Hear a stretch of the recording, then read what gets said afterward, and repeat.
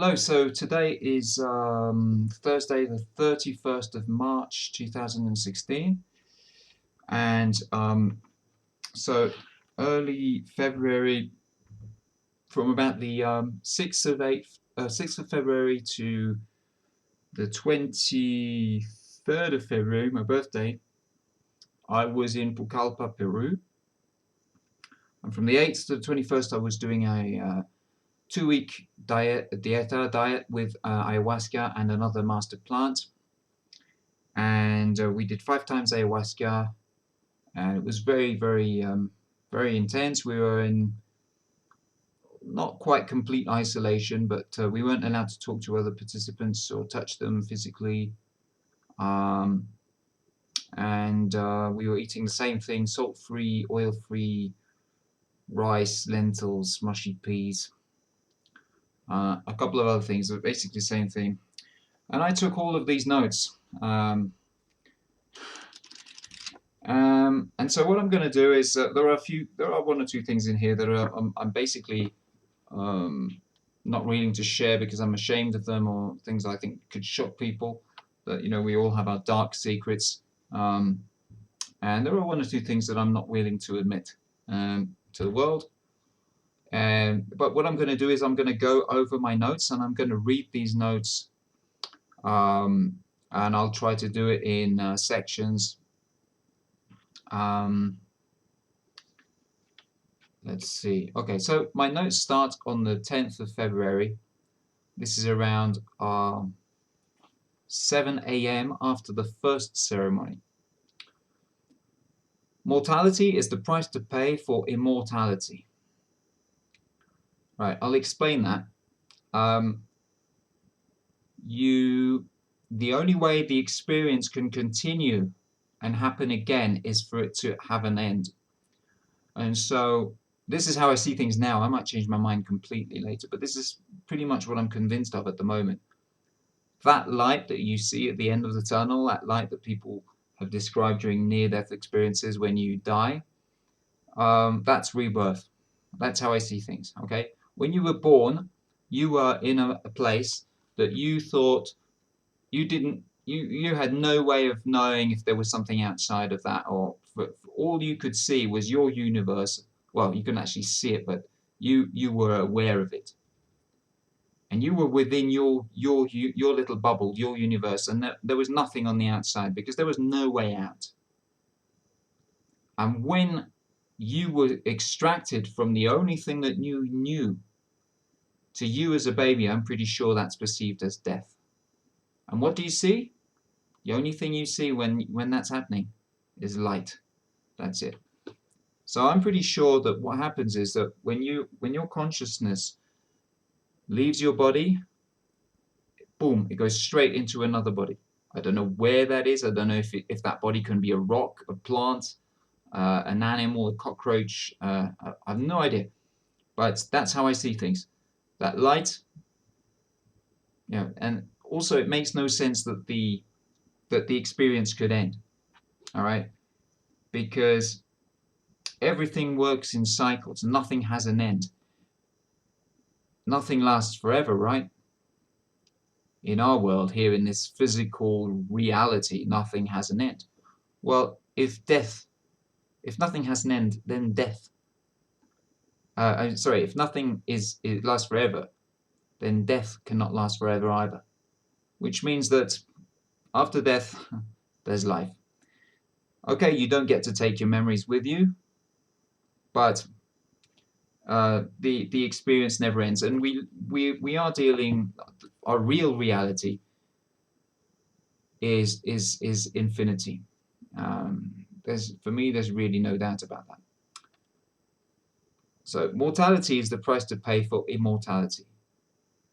We are all plants. We all come from the plants. The gods, the creators, are plants. I am not sure there is an animal kingdom at this stage. We all stem from the plants, and we are all connected through them. Distance is an illusion? Question mark. I miss my brother. Separation seems to be the theme. Fear of separation, pain, a constant pain, so constant it has been forgotten. occupies too much space inside me, a dark space. Separation from my mother at birth, forgetting we are all one. Very powerful medicine. Maestra Ines and her daughters Laura and Lila definitely know what they are doing. My ego constantly kicks in. They are singing for me, always for me. The Icaros guide you, they seem to anyway, but also supposedly follow what the maestras see in their visions.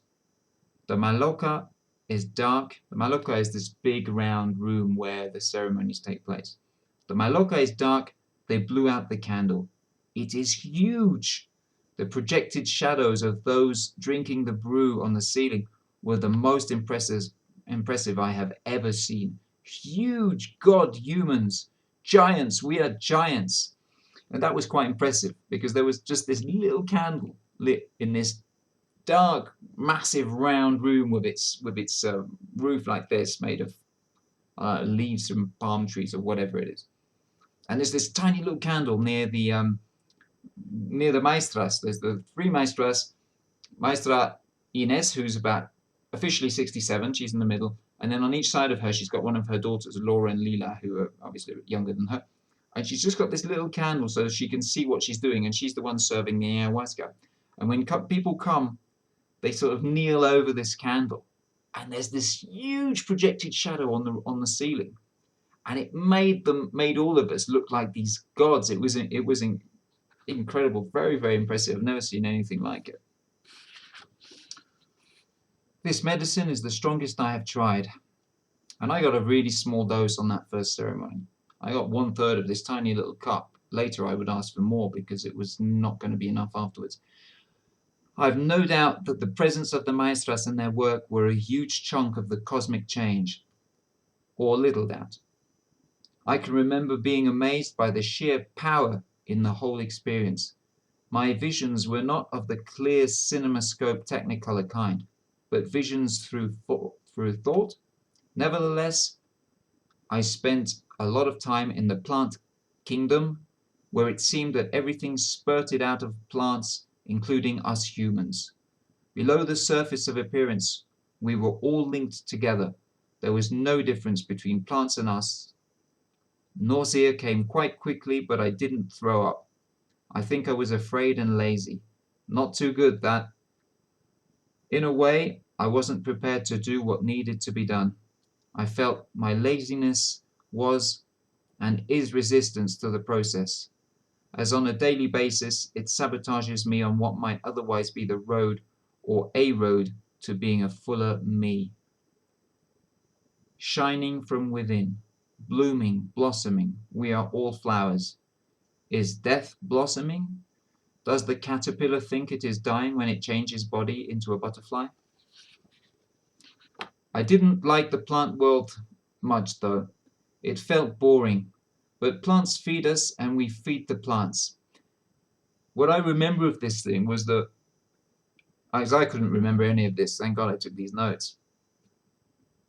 It felt sort of cold and artificial and sort of mechanical and unhuman, and yeah, just I didn't like it at all. It felt like it was like kind of a ground level within the plants, and it was all there was. And I was wondering, like, there's got to be more than life than this. Where's the rest of it?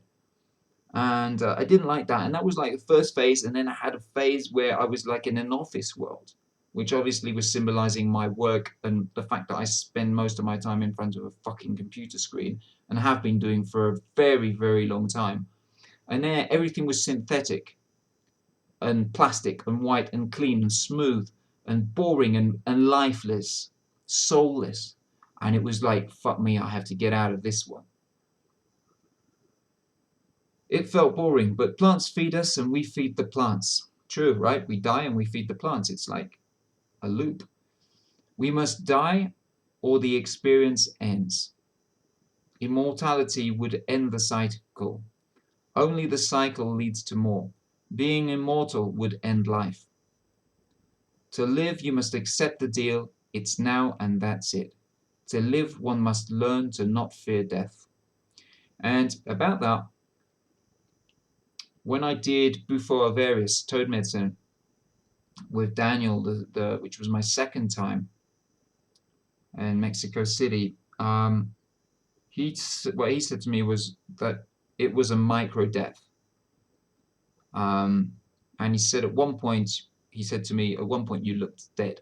You're like, and it's true, because you're there and you're so much in the moment that you stop breathing. I don't know if your heart stops or anything. I don't know, but you just stop breathing and you're so much in the moment that you're there and you're fully connected to your consciousness. It's amazing, absolutely amazing experience. If you haven't done Buffel Various and you know about it,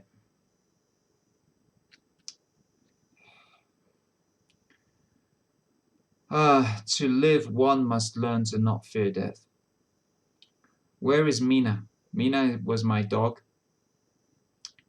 She died from an internal hemorrhage, I think on Paul McCartney's birthday, 18th of June, 2015, or I think so. And yeah, 2015. It was horrible. And I miss her. I abandoned her on her deathbed out of laziness. I wanted to sleep. I had a feeling she was going to die. It was too late to find a vet. It was awful.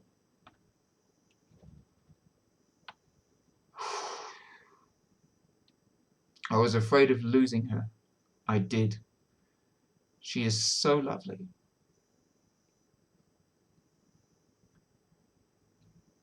She was a bit like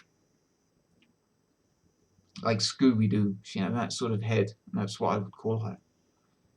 My Scooby, my mi amiga. I feel I let her down, just like Chola had done before she died. Chola was my cat who died a few years before. She made the effort to get up and she gave me a hug. I knew she was saying goodbye.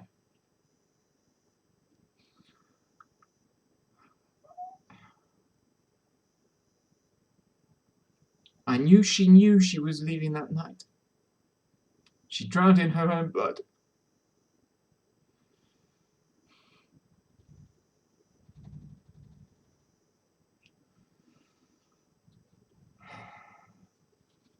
I'm going to skip some of this.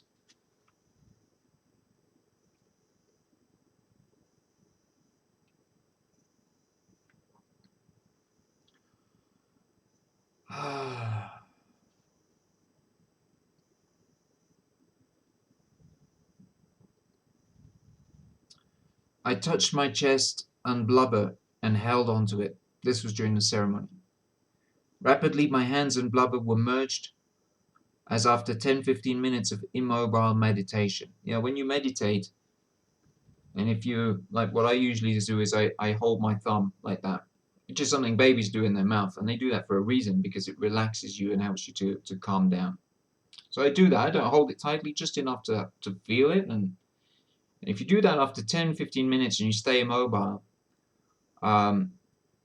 you can no longer feel the difference between your two hands. And to feel that difference, you would have to move again. But you know that your thumb's in there, but you can't feel that. It's as if they're completely merged. And you start to feel a bit like that sometimes with these substances. Rapidly, my hands and blubber on my belly, were merged, as after 10-15 minutes of immobile meditation, I held on tight to myself. I tried to hug Guillaume tight. Guillaume's my brother.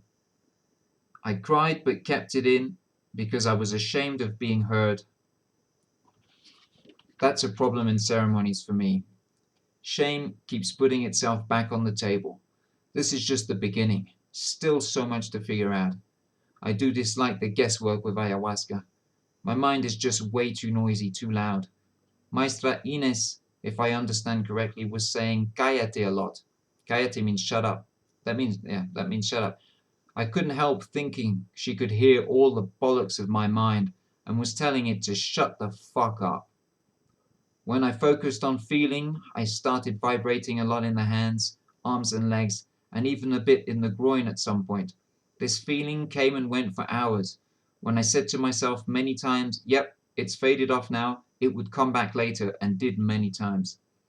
Once out of the plant world, which was definitely alive, creepy maybe, but alive, I visited other realms.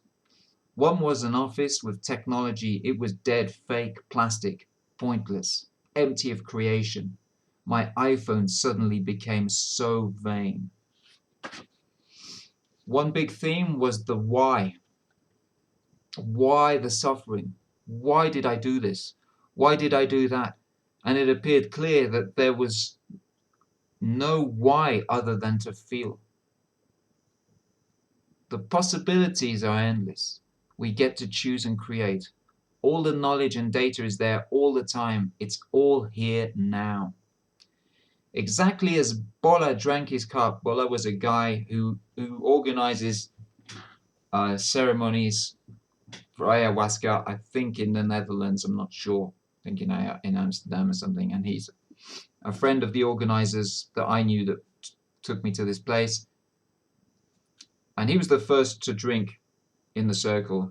He was sitting right next to the maestros. Exactly as Bola drank his cup, it started raining on the Mallorca. It was amazing. It was just like, there was no noise. He drinks his cup exactly at that moment. It just starts raining, and it was so loud. This sort of coincidences seem to happen a lot in ceremonies. And I know they're just coincidences, right? Right? Or it's what my mind suggests. At one advanced stage, the noise of the insects became very, very loud. I don't think it was the insects, in fact, like a mechanical, exactly regular cricket sound that I suspect slowed down would turn into some kind of vibrating, resonating om. The Amazonian rains seem to have such properties too. I remember thinking I need to record it and slow it down to see, maybe even reverse it too. At one point it hit me that the Y was Y, the letter Y, Yan, Y-A-N-N. Maybe it's up to me to create my why. Or maybe my challenge, Y's challenge, is precisely to realize that the why is to feel.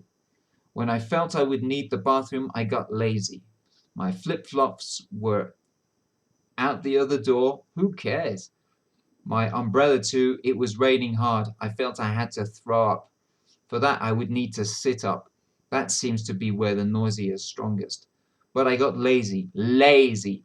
I really, really fucking must find out why I'm so goddamn lazy. It is holding me back, and I'm pretty sure it's all down to fear. Same old, just fear. In words, I know that fear is an illusion, a trick of the mind. I still need to learn that, however, by feeling it. That's right, you can only learn by feeling. You're never going to know anything for your mind. All right? Somebody can tell you what it's like to jump from a plane, but you're never going to know that until you've done it. Actually, it is more about unlearning. We learnt the illusions. Feeling is unlearning, I think. Descartes, philosopher, and was he a mathematician or something? Descartes must have been right. If you're thinking, then you're alive. The conscience has no mind. The mind comes with the body. Consciousness isn't alive without a body? I don't know. I think conscience creates life. Children are more creative than adults. The life we have created for ourselves with school, TV, the state, seems to be a creativity crusher. I'm getting sleepy. My vésicule biliaire hurts. I don't know how you say that. It's a little gland we have somewhere near the liver, I think. My vésicule biliaire hurts, I think. Vésicule biliaire is in French. I don't know what I'd say in English. Or maybe my liver or pancreas. It feels like the ayahuasca went all the way in, and maybe it shouldn't. I feel I should have got it out, and now I am stuck with my pain. My iPhone is now finally off. I have no watch. At 11:20 a.m., Angelique, one of the people who, well, the person who organized this, came round to tell us that breakfast was ready. and that Mike, my neighbor in Tambo 14, Tambo is the little huts, and I were to inform David, in brackets Bowie, because he looks like Bowie, he looks like David Bowie, and Carla, yeah, we had to inform David and Carla. David looks a lot like Bowie. Let's dance error. Yeah, he does. Mike just came back from the Comedor, which is the place where you eat, and let me know that lunch is at 1:30 p.m. Weird. 2 meals, 2 hours apart. Last night, one thing I experienced that was nearing in on Bufo alvarius / 5-MeO-DMT was a slight time shift between my movements and feeling them or their consequence. As if I could see / feel a second of lag when moving my fingers. Whilst unrolling the blanket, I felt the lag on my legs as the blanket touched them. I wasn't quite in sync with the time zone of my body somehow. I hide from the moment pretty much all the time. The memories of the experience are getting more distant, fleeting down memory lane. Since I arrived in Peru, I've been eating mostly fruit and salad. I have almost had no gas. Last night, as the medicine was making its way through me, I started getting slightly gassy again, and this morning it had been like that quite a lot. For the first time in 7 ceremonies, I neither threw up nor defecated. Didn't even urinate. We had been told not to drink for hours before nor after taking the medicine. I rinsed my mouth out twice and spat it out. That's all there was in my bucket. A few years back, I met Richard Lewis of Radio Delevingne, a band in Paris. For some reason, I didn't like him from the start, that very moment. Yet somehow later my mind set out to please him. I was fake, driven by ego tricks. He, of course, disliked me back. My ego is still a big problem. The tambos we are in with Mike are the first one we saw when we walked around the camp to see which ones we would preferred. My impression was that these, 13 and 14, were fine. But we saw them all, and let reason tell us otherwise. We found a huge individual tambo with its own bathroom. A girl, Anne-Laure, I think, wanted that one really badly. David and Carla went for 9 and 10. Mike and I landed in 20 and 21, but finally came back to 13 and 14 once we saw that the bathroom was full of mosquitoes and that the room between 20 and 21 was now being prepared for occupation. Yesterday afternoon, the sun came up and it got very hot all of a sudden. All the tambos are fully exposed, except 13 and 14, where we were, which lies on the edge of the jungle under the trees. Going with the flow paid off, I guess. Strangely, when the nausea got stronger last night, something that happened maybe 3 or 4 times, I still didn't throw up. On various occasions I thought, yep, I'm going to throw up, but didn't. At some point I wondered if we could maybe have a second dose, but it was clear from the setting that that wouldn't happen. Dark with uninterrupted work coming from the maestras. The one-on-one consultation we were supposed to have yesterday didn't happen. I asked for one because after I had shared my intention here, we were told we should mention everything so that the maestras did not wander astray. I have a rash between the thighs and gonads.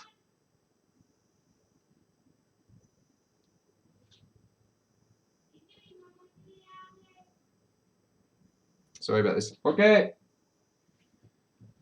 Been there on and off for 2 to 3 years. Since I went to the market, I've been applying dragon's blood on it. It's a red antiseptic solution that smells awfully of vinegary feet. It seems to be healing the wounds by closing them up.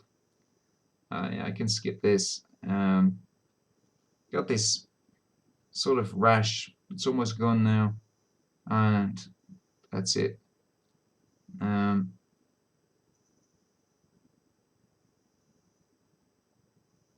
Okay, but that's basically it about my first experience, first ceremony there.